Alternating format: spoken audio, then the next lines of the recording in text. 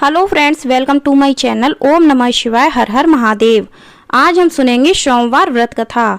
एक नगर में एक बहुत धनवान शाहूकार रहता था, जिसके घर में धन की कमी नहीं थी, परंतु उसको एक बहुत बड़ा दुख था कि उसके कोई पुत्र नहीं था।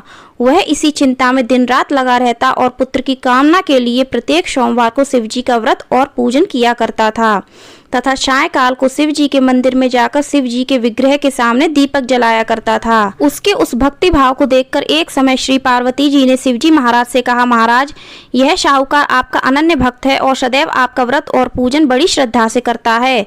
इसकी मनोकामना पूर्ण करनी चाहिए। शिव जी ने कहा, हे पार्वती, यह संसार कर्म क्षेत्र है। किसान खेत में जैसा बीज बोता है वैसा ही फल काटता है।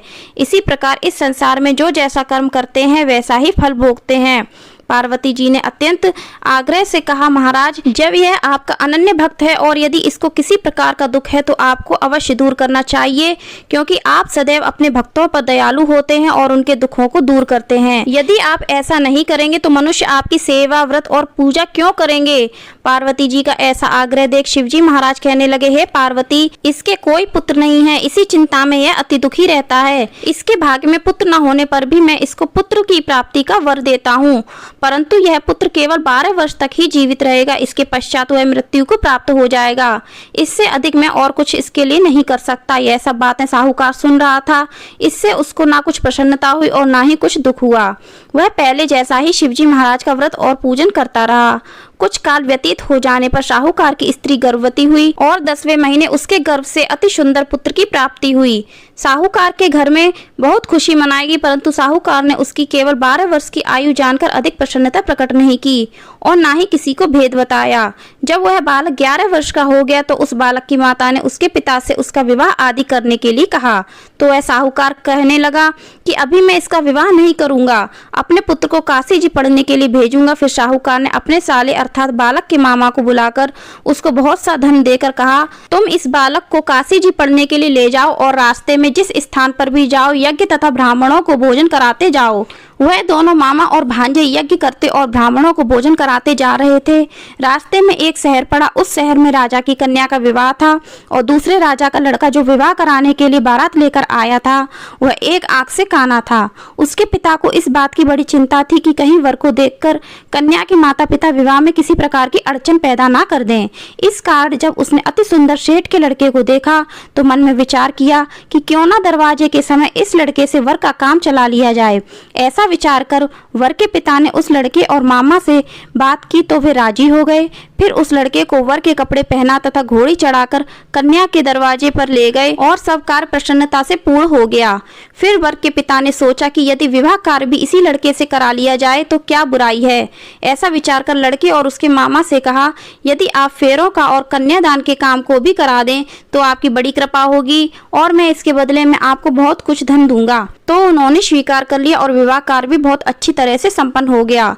परंतु जिस समय लड़का जाने लगा तो उसने राजकुमारी की चुंदड़ी के पल्ले पर लिख दिया कि तेरा विवाह तो मेरे साथ हुआ है, परंतु जिस राजकुमार के साथ तुमको भेजेंगे वह एक आंख से काना है और मैं काशी जी पढ़ने के लिए जा रहा हूँ। लड़के के जाने के पश्चात उस राजकुमार ने जब अपनी चुंदड़ी के पल्ले पर ऐसा लिखा हुआ पाया तो उसने राजकुमार के साथ जाने से मना कर दिया और कहा कि यह मेरा पति नहीं है, मेरा विवाह इसके साथ नहीं हुआ है। मेरा विवाह जिसके साथ हुआ है वह तो काशी जी पढ़ने गया है। राजकुमारी के माता पिता ने अपनी कन्या को विदा नहीं किया और बारात वापस चली गई। उधर सेठ का लड़का और उसका मामा काशी जी पहुंच गए। वहां जाकर उन्होंने यज्ञ करना और लड़के ने पढ़ना शुरू कर दिया। जब लड़के की आयु 12 साल की हो गई तो उसी दिन उन्होंने यज्ञ रच रखा था कि लड़के ने अपने मामा से कहा, मामा जी, आज मेरी तबीयत कुछ ठीक नहीं है। मामा ने कहा, अंदर जाकर सो जाओ।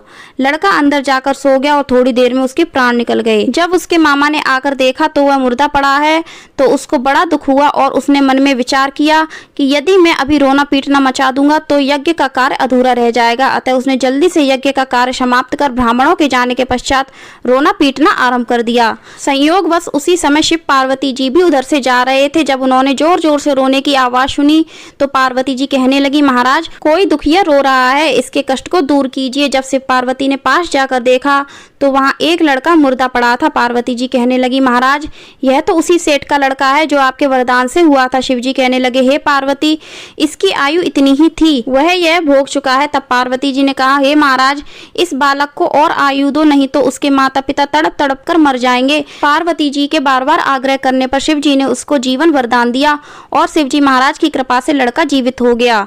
शिव जी और पार्वती जी कैलाश पर्वत को चले गए। तब वह लड़का और मामा उसी प्रकार यज्ञ करते तथा ब्राह्मणों को भोजन कराते अपने घर की ओर चल पड़े। रास्ते में उसी शहर में आए जहां उसका विवाह हुआ था। वहां पर आकर उन्होंने यज्ञ करना आरंभ कर दिया तो उस लड़के के ससुर ने उसको पहचान लिया और महल में ले जाकर उसकी बड़ी खातिर की, साथ ही बहुत से दास दासियों सहित आदर पूर्वक लड़की और जमाई को विदा किया। जब वह अपने शहर के निकट आए तो मामा ने कहा कि मैं पहले तुम्हारे घर जाकर खबर कर आता हूँ। जब लड़के का मामा घर पहुंचा तो देखा कि लड़के के माता पिता घर की छत पर बैठे हैं और यह प्रण कर रहे हैं कि यदि हमारा पुत्र सकुशल लौट आए तो हम राजी खुशी नीचे आ जाएंगे, नहीं तो छत से गिरकर अपने प्राण खो देंगे।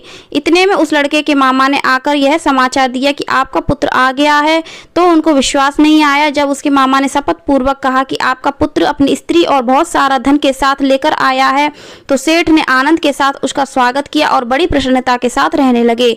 इसी प्रकार से जो कोई भी सोमवार के व्रत को धारण करता है अथवा इस कथा को पढ़ता या सुनता है, उसकी समस्त मनोकामनाएं पूर्ण होती हैं। इस प्रकार सोमवार व्रत की कथा समाप्त हुई। आपको यह वीडियो कैसी लगी कमेंट करके जरूर बताना। वीडियो पसंद आई हो तो लाइक करना, शेयर करना। हमारे